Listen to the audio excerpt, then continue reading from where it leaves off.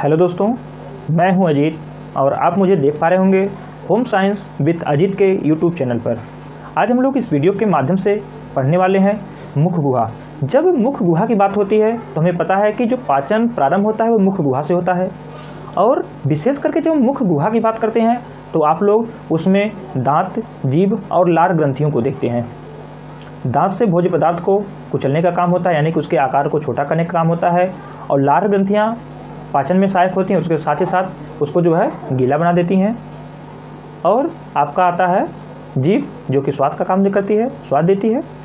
तो चलिए उसी कड़ी में आज हम लोग पढ़ने वाले हैं दांत। मुख गुहा के अंदर 3 आपका है, जो कि दांत है, जीभ है और लार ग्रंथियाँ हैं। इसमें हम लोग पढ़ेंगे दांत, यानी कि टीथ। चलिए देखते हैं। जब हमारी दांत की बात आती है तो दांत को ही इंग्लिश में टीथ कहते हैं। और जो दांत का अध्ययन हुआ करता है, दांत के अध्ययन को ओडेंटोलॉजी के नाम से जाना जाता है। ओडेंटोलॉजी, आपको पता है कि दांत आपका चमकीला, जो कि इनेमल की बात आती है, हमारे शरीर का सबसे कठोर तत्व की बात आती है तो आपका इनेमल हुआ करता है। और वहीं पर जब हम बात करते हैं दांतों को सर्वाधिक नुकसान पहुंचाने वाला तत्व की बात आती है, तो दांतों को जो तत्व है सर्वाधिक नुकसान पहुंचाता है उसका नाम है फ्लोराइड। यहाँ पे मैं भूल गया, फ्लोराइड। फ्लोराइड हमारे लिए, दांतों के लिए और हड्डियों के लिए आवश्यक भी है, लेकिन एक निश्चित मात्रा तक ही यह आवश्यक हुआ करता है। ज्यों ही इसकी मात्रा कम या ज़्यादा होती है तो यह हमारे लिए घातक हो जाता है। अर्थात फ्लोराइड की कम मात्रा भी हमारे लिए घातक है और इसकी अधिकता भी घातक है। अगर फ्लोराइड की मात्रा 0.5 यानी कि आधा मिलीग्राम प्रति लीटर, यदि फ्लोराइड की मात्रा 0.5 मिलीग्राम प्रति लीटर 0.5 मिलीग्राम प्रति लीटर से कम हो जाए तब भी हमारे दांत और हड्डियां कमज़ोर हो जाते हैं। हमारे दांत और हड्डियां कमज़ोर हो जाते हैं। और जब हड्डियों की बात आती है तो वहीं पर आप लोग ऑस्टियोपेनिया, ऑस्टियोपोरोसिस, ये सारे चीज़ आप लोग पढ़े हुए हैं। तो जब फ्लोराइड की मात्रा 0.5 मिलीग्राम प्रति लीटर से कम होती है तो हमारे दांत और हड्डियां कमज़ोर हो जाते हैं। लेकिन यहीं पर जब पानी में फ्लोराइड की मात्रा 1.5 यानी कि 1.5 मिलीग्राम प्रति लीटर, जब फ्लोराइड की मात्रा 1.5 मिलीग्राम प्रति लीटर से अधिक हो जाती है तो आपके दांतों में एक रोग हो जाता है, जिसी को ही डेंटल फ्लोरोसिस के नाम से जाना जाता है। अब अगर हम डेंटल फ्लोरोसिस की बात करें तो इससे सबसे ज़्यादा जो प्रभावित करता है बच्चों को प्रभावित किया करता है। आप लोग देखते होंगे कि कुछ बच्चे आपको दिख जाएंगे जिनके नल का पानी या जिस पानी का वे सेवन कर रहे हैं यदि उसमें फ्लोराइड की मात्रा अधिक है तो देखेंगे उनके दांत चकत्ते चकत्ते इस तरह के उसमें गंदगी लिए होता है, यानी कि धारी धारी चकत्ता फूट फूट के निकलने लगता है। वह और कुछ नहीं बल्कि डेंटल फ्लोरोसिस है। अर्थात बच्चा जिस माहौल में रह रहा है वहाँ का जो पानी है, वहाँ पर पानी में फ्लोरोसिस की जो मात्रा है वह 1.5 मिलीग्राम प्रति लीटर से अधिक है, जिसका रिजल्ट उसके दांत बता रहे हैं। अर्थात जब इसकी मात्रा कम होगी तब भी आपके दांत और आपकी हड्डियां प्रभावित होंगी, और जब इसकी मात्रा अधिक होगी तो आपको एक नॉर्मल, जो कि दांतों में बच्चों में दिखाई दे जाता है, उसको कहते हैं डेंटल फ्लोरोसिस। और यह क्वेश्चन बार बार आपकी परीक्षा का भाग बनता है कि डेंटल फ्लोरोसिस किस तत्व की अधिकता से होता है, पानी में किस तत्व की अधिकता से होता है। या वहीं पर आपसे क्वेश्चन इस तरह से पूछ लेता है कि फ्लोरोसिस की अधिकता, पानी में फ्लोरोसिस की अधिकता से कौन सा रोग हुआ करता है, तो हमें जानना होगा फ्लोरोसिस, उसको कहते हैं डेंटल फ्लोरोसिस। इतनी बात हो गई। अब वही बात आती है दांतों का सर्वाधिक भाग की बात करें तो आपका होता है डेंटाइन। क्या होता है? डेंटाइन। अब आपको बात आती है कि डेंटाइन क्या है। अगर हम लोग देखेंगे कि डेंटाइन की जब बात होती है तो हम यहाँ पे देख लेते हैं। आपके जो दांत है कुछ इस प्रकार है, इस प्रकार है। ये तो ऊपरी भाग हो गया जो कि इनेमल होता है, और इसके अंदर की संरचना कुछ इस तरह से है जो कि सर्वाधिक मात्रा में होता है। और जो अंदर का भाग है इसी को कहते हैं डेंटाइन, और इसी की मात्रा सर्वाधिक होती है दांत में। यह लगभग, यह आपका है डेंटाइन, और आपका ऊपर का है इनेमल, जो कि आपके शरीर का सबसे कठोर तत्व है। इनेमल है, इनेमल की कोटिंग होती है और इसकी जो प्रतिशत मात्रा होती है लगभग 75% हुआ करता है। और उसके बाद बचता है इनेमल, जो कि ऊपर की कोटिंग होती है। ये आपका कौन सा है, कितना है, 25%। यही जो है जब पानी में फ्लोराइड की प्रतिशत मात्रा अधिक हो जाती है तो इसी इनेमल नामक तत्व को प्रभावित करता है। जैसे कि हमारे दांत चमकते हैं तो इसी को प्रभावित कर देता है और चकत्ते चकत्ते हो जाते हैं। नहीं तो आप लोग देखते हैं कि सफ़ेद, जब कोई व्यक्ति हंसता है उसके दांत सफ़ेद कितना अच्छा लगता है, लेकिन यही एक ऐसा खतरनाक तत्व है, इसकी मात्रा जब बढ़ जाती है तो उस हंसी की खूबसूरती को बेकार कर देता है। आदमी जो है छिपा छिपा कर हंसने लगता है। क्या उसकी कारण जानता है? क्योंकि उसके दांत जो है डैमेज हो चुके होते हैं, यानी कि व्यक्ति हंस भी नहीं पाता है। तो यहाँ पे समझ आ गया होगा कि दांतों का सर्वाधिक भाग डेंटाइन है। डेंटाइन आपने देखा कि ये पूरा दांत है। दांत के जो अंदर का भाग, जो पोर्शन है जिससे वह भरा हुआ दांत हमारा है, निर्माण हुआ है, वो आपका डेंटाइन अंदर का भाग है, लगभग 75% है। ऊपर की जो कवरिंग है 25% से है, वह कौन सा तत्व है? इनेमल है, जो कि सबसे कठोर है। चलिए, इतनी बात हो गई। अब बात आती है पूरे जीवन काल में दांतों की संख्या। आप लोग पढ़े होंगे कि जब व्यक्ति एडल्ट हो जाता है तो उसके मुख में दांतों की संख्या कुल 32 हुआ करती है। नॉर्मली हम लोग देखते हैं और हम गिनते भी हैं हमको भी कितने दांत हैं। लोग कहते हैं अक्ल का दांत अभी आया नहीं तो कैसे अक्ल आ गई। तो अक्ल का दांत क्यों से कहा जाता है, इन सारी चीज़ों को जानेंगे। लेकिन यहाँ पर हमने 32 ना लिख करके यहाँ पे हमने 52 लिख रखा है। आखिर 52 हमने क्यों लिखा?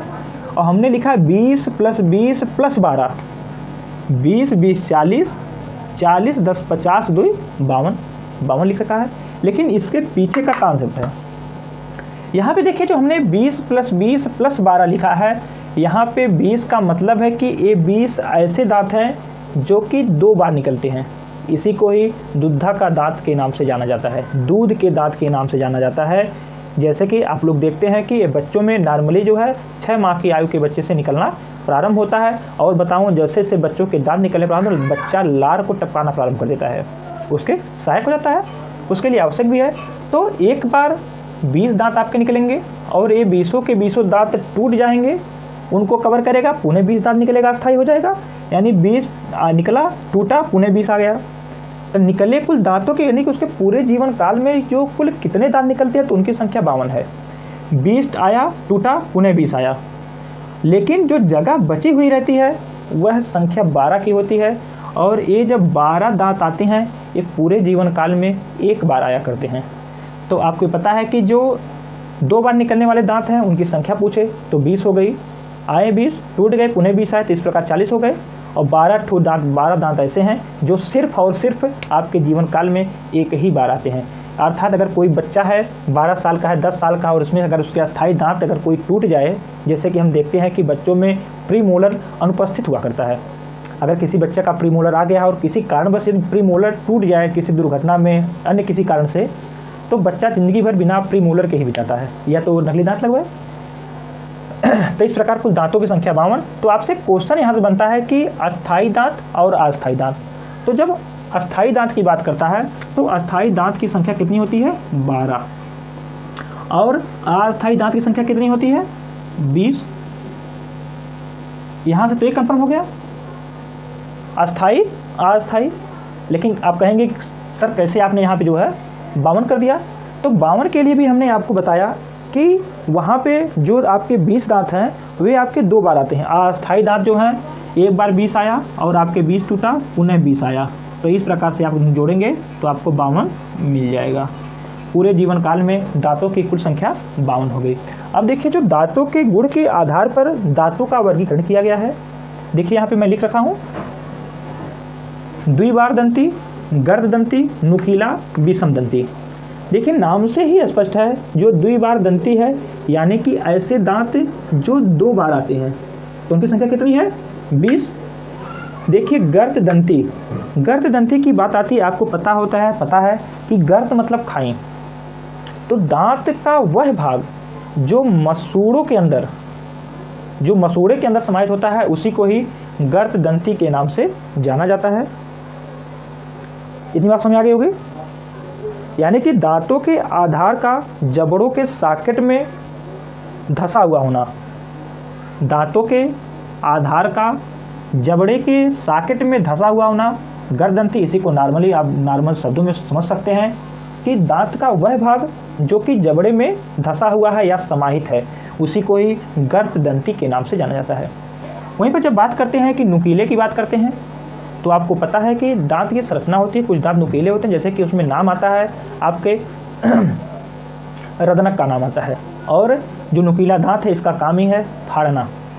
वहीं पे जब बात करते हैं विषम दंती की बात करते हैं, तो जब विषम दंती की बात आती है तो यहाँ पर दांतों के आकार एवं गुण का अलग अलग होना है। आपको पता है विषम मतलब होता है ये अलग, और विषम दंती यानी कि उसके गुण और आकार के आधार पर दांतों का वर्गीकरण या अलग अलग होना, यही आपका है विषम दंती। इतना आपको समझ आ गया होगा। अब हम वीडियो को थोड़ा सा रोक करके आपको बनाते हैं दांत का फिगर, और आपको वहाँ पे बताएंगे डेंटल फार्मूला और दांत कौन कौन से हैं, कहाँ पे हैं, कितने उपस्थित है, कितने उपस्थित हैं, सब कुछ बहुत अच्छे से, बहुत आराम से। चलिए अब यहाँ पे देखते हैं। यहाँ पे हमने जबड़ा बना रखा है, जो कि जबड़ा का ऊपरी भाग मानिए या निचला भाग मानिए, क्योंकि हमें पता है जो हमारा जबड़ा हुआ करता है, जैसे दांत हमारे जबड़े में नीचे होते हैं उसी तरह से ऊपर भी होते हैं।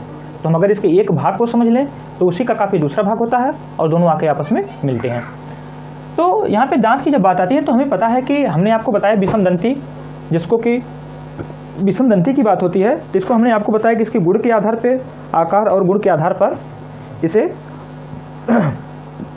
अलग अलग नामों से जाना जाता है, और इसका अलग अलग नामों से जानने का कारण क्या है, गुण और आकार। तो विषम दंती में हम लोग देखते हैं इंसीजर, कैनाइन, प्रीमोलर, मोलर। अब नाम तो हो गए, यानी कि इसी इंसीजर को कृंतक, इसको जो है कैनाइन को रदनक, प्रीमोलर को प्रीमोलर, मोलर को मोलर, इसको जो है प्रीमोलर। अब ये तो हमको पता हुआ, लेकिन यहाँ पे हम लोग जानेंगे कि कौन है, किसका नाम क्या है। यहाँ पे हम लोग जानेंगे, इन दोनों का नाम सेम है, यहाँ पे हमको लिखना है, इसलिए मैं इसको मिटा देता हूँ। जो हमारा दांत यहाँ सामने दिख रहा है, जिसको स्माइल टीथ के नाम से भी जाना जाता है, इसी को इंसीजर के नाम से जाना जाता है। इसका नाम क्या है, इंसीजर।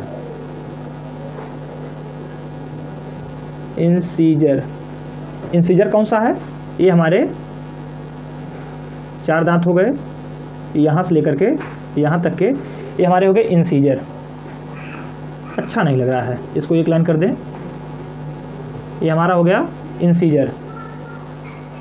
इसका जो इंसीजर का काम होता है काटने का होता है, और हम लोग जब मुस्कुराते हैं, हंसते हैं, तो हमारा यही दांत जो है दिखाई देता है, इसीलिए इसको स्माइल टीथ के नाम से भी जाना जाता है।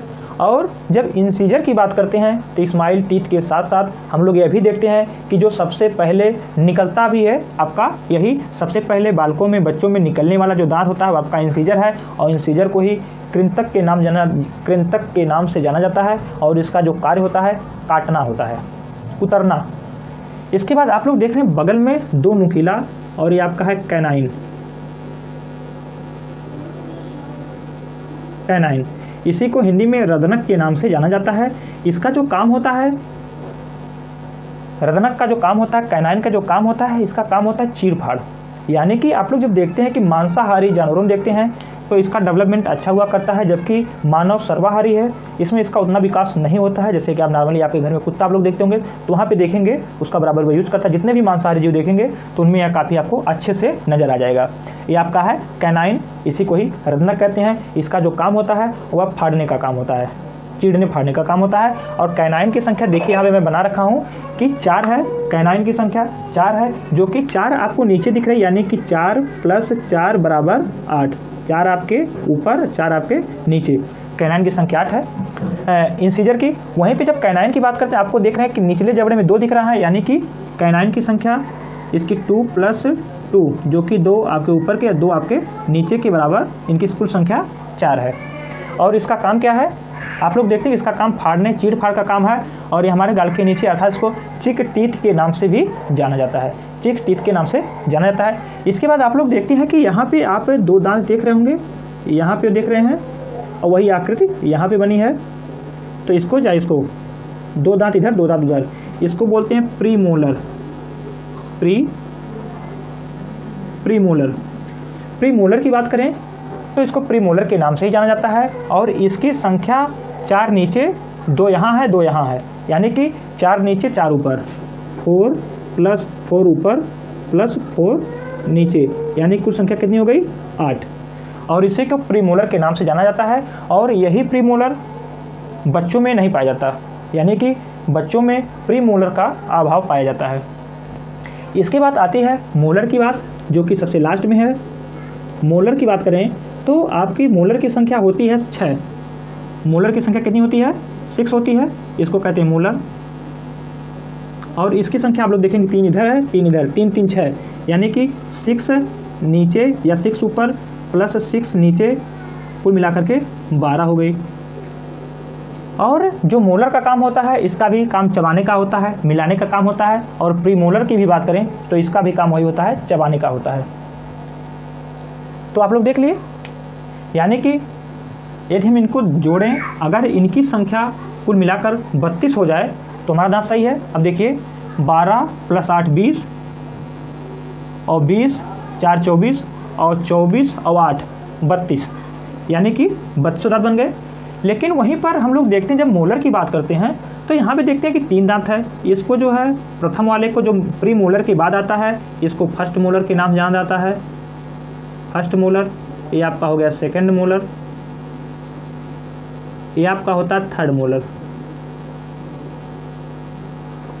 और इसी थर्ड मोलर को ही अक्ल का दांत भी कहा जाता है, अक्ल का दांत।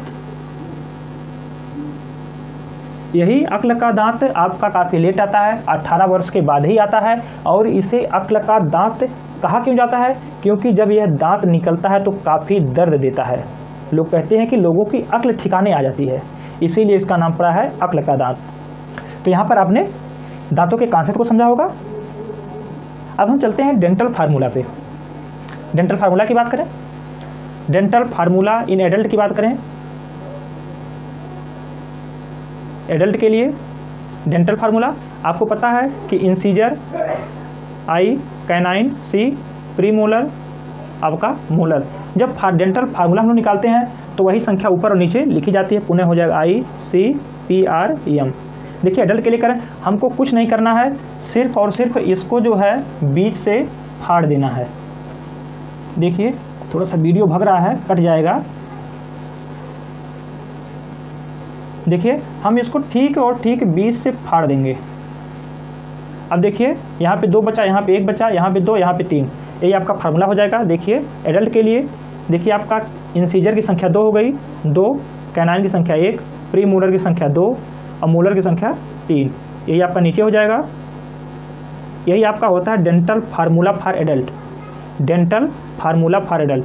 अब देखिए जब डेंटल फार्मूला फॉर चाइल्ड की बात करें, चाइल्ड के लिए डेंटल फार्मूला तो पहले हो जाएगा इनका इंसीजर, कैनाइन, प्री मोलर आपका मोलर, फिर उन्हें नीचे लिखेंगे incisor, canine, pre molar, molar. अब देखिए इंसीजर की संख्या 2 मिल गई, कैनाइन की संख्या 1 मिल गई। अब हमने बताया कि प्री मोलर अनुपस्थित होता है अर्थात 0 हो गया। और आपका जो मोलर हुआ करता है इसमें जो थर्ड मोलर होता है यह 18 वर्ष के बाद निकलता है अर्थात इसकी संख्या 2 हो गई। देखिए 21 0 2, यही आपका हो गया डेंटल फार्मूला फॉर चिल्ड्रन। तो यहाँ पर डेंटल का चैप्टर होता है समाप्त। यदि आ गया हो समझ में अच्छे से तो कर दीजिए वीडियो लाइक, और पहली बार विजिट कर रहे हो तो चैनल को सब्सक्राइब करिए और दोस्तों तक शेयर करिए और छोड़ जाइए एक प्यारा सा कमेंट।